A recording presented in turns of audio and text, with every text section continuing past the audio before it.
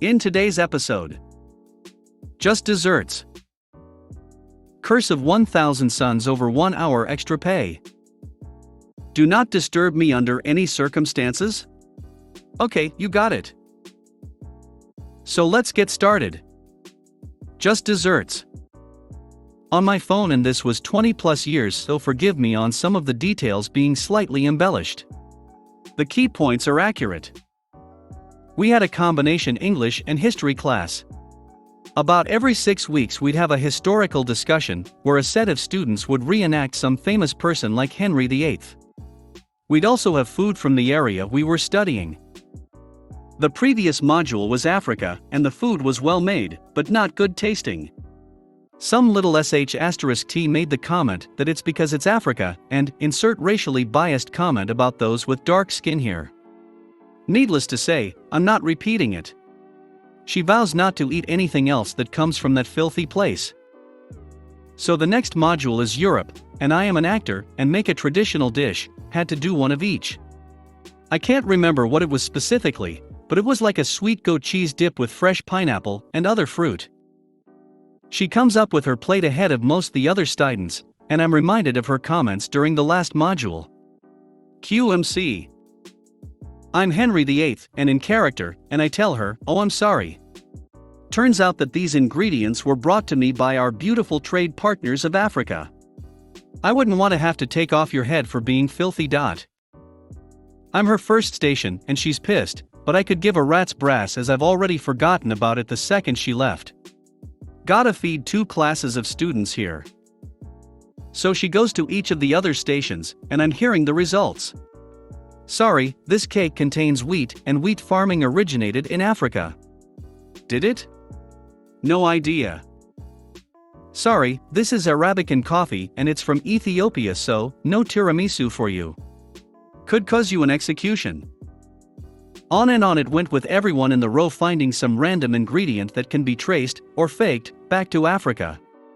She throws her plate, storms into the hall, slides on the wall to the floor, and starts ugly crying. My high school's vice principal would occasionally roam the halls for those screwing around and get them back to class. She was strict, but had a good heart. She was also multiracial. A picture on her desk shows a white mom and a black dad. Anyone that ever stepped into her office saw it, those in trouble, or those getting awards typically. I guess the crybaby was too mediocre to have been in her office, because when VP sits down next to her, and genuinely asked why she was crying, she said everyone is rude just because I said I didn't want any dirty, racial slur, food from Africa. One thing of quick note, the VP was a light-skinned person, and the most notable features she would have got from her dad were minimal. Chance crybaby didn't know she was multiracial. Needless to say, VP was pissed. She's not showing it though, trying to remain calm. She even had crybaby repeat herself to make sure she wasn't being misheard during her ugly crying. Nope. She said that. She asks her to heave her bag and follow her to the office. I can only assume that she thought she was gonna be further consoled, as the look on her face as she walked by the open door was a haha, screw you. I didn't see her in class the next period, combined class, remember? And my final period wasn't with her.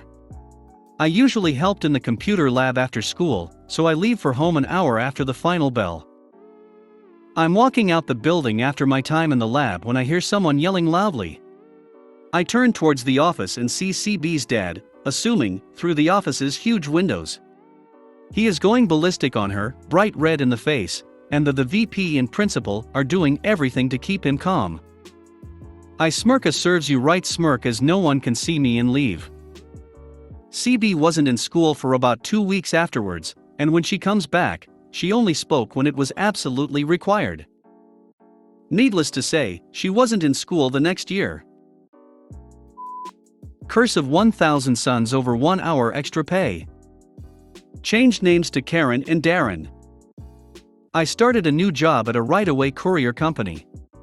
I hear that Karen is a masterful night shift logistics and dispatch operator, but some of the drivers don't like that she leaves them to work it out themselves. Darren is day shift operator and loves that rather than doing a handover, Karen will say, "Don't worry, I'll work it out," because this means he gets to leave her little puzzles to solve. My shift is nearing its end when I'm asked by Darren to do a delivery far north side of the city. I live an hour southwest of the city, so express concern about clocking off so far from home. He tells me he'll try and find something for me and to call on my way back. He gives a bit grin and says sometimes dispatch doesn't answer when we're really busy, so just keep calling. If you don't get through, then stay on the clock until you either do or you get back to depot and are advised that you can finish your shift. I took the hint and gave him a knowing nod. As I leave, I hear him saying to someone else, "Let's see if I can prepare something for Karen."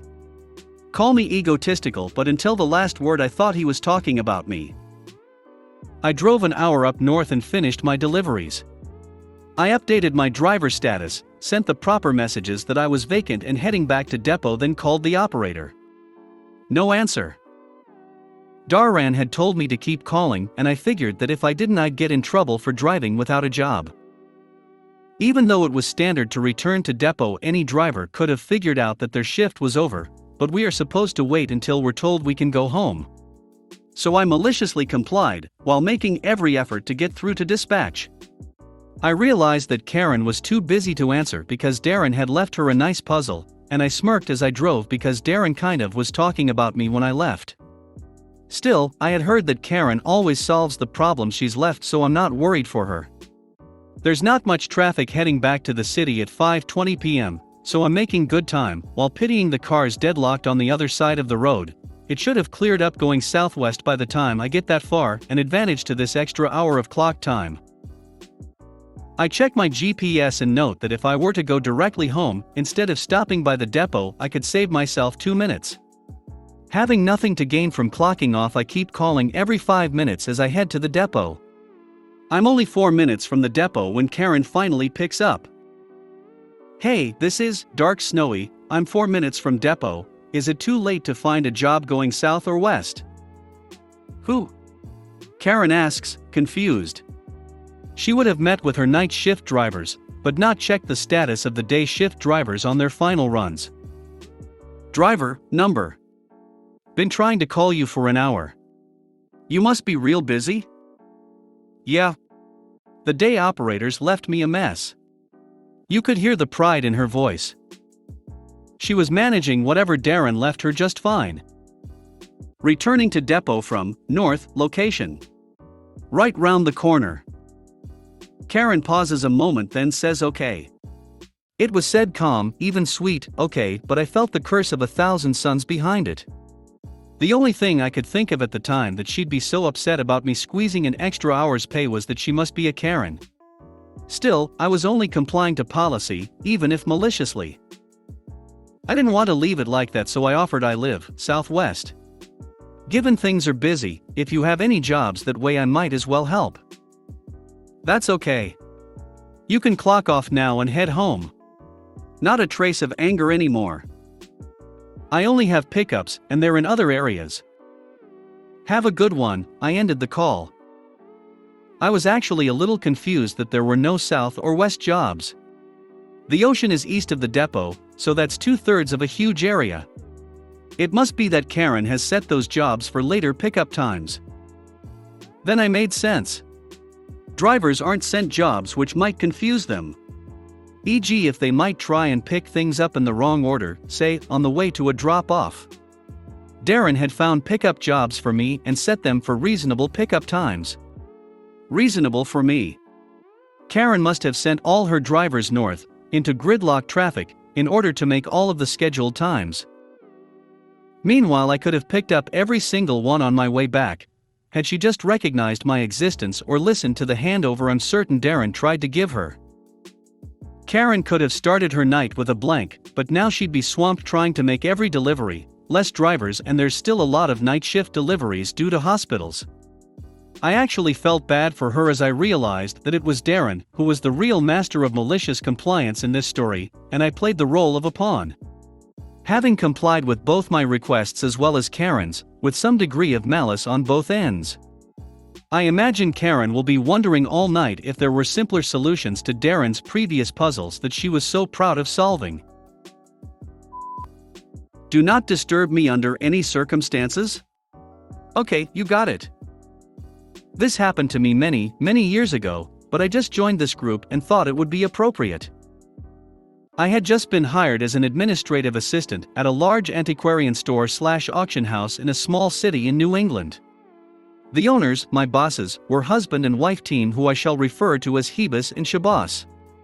It was a small crew of employees, a couple of furniture movers, the person who did furniture restorations and clock repair, an appraiser, an accountant, a woman who sold custom lampshades, and me. This was a time way back in the dark ages, when a company had to pay through the nose for long-distance phone calls. Shabazz had her desk in the middle of the sales floor, where she could keep an eye on everything. She had a standing order that under no circumstances was I to take a message from someone calling out of state. I was to let her know that the out-of-state caller was on the phone, so she would not have to call the person back and incur the long-distance charges. That made sense, was an understandable directive, with which I complied. These two were difficult people to work for though. I never seemed to be able to please them. At one point, the company was holding the largest auction of antiquities they had ever done. The catalog was immense and people were calling from all over the country to ask Shabazz questions about specific items. When these calls came in, I immediately notified her, and she always took their calls.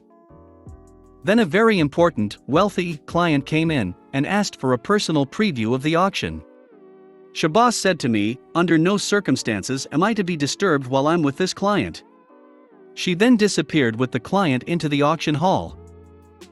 It was coming on afternoon, which meant that the West Coast was just starting their day. During the roughly 2 hours that Shabazz was with the client, I took something like 40 messages for her from the various places like LA, Seattle, San Francisco, Boulder, as well as NYC, DC, etc. My workspace was on the second floor where there was a balcony that ran around two sides overlooking the very large sales floor. I generally kept my door to the balcony closed because the echoing volume of the sales floor made it hard to hear on the telephone. When Shabazz finally came out of her meeting with the client, she saw the very thick stack of messages that were left on her desk. The unintelligible screech that resulted was damaging to my ears, and presumably those of everyone else in the building. I had no choice but to open my door and look out over the balcony down to the distorted, red splotched face of Shabazz as she proceeded to curse at me worse than I'd ever been chewed out before. She demanded to know why I had taken all of these messages from out-of-state callers, and threatened to take the cost of returning the calls out of my paycheck. I replied, "You told me that you were not to be disturbed. It's not my fault that you can't remember what you've ordered people to do." Needless to say, I did not last very much longer at that job. Thanks for watching.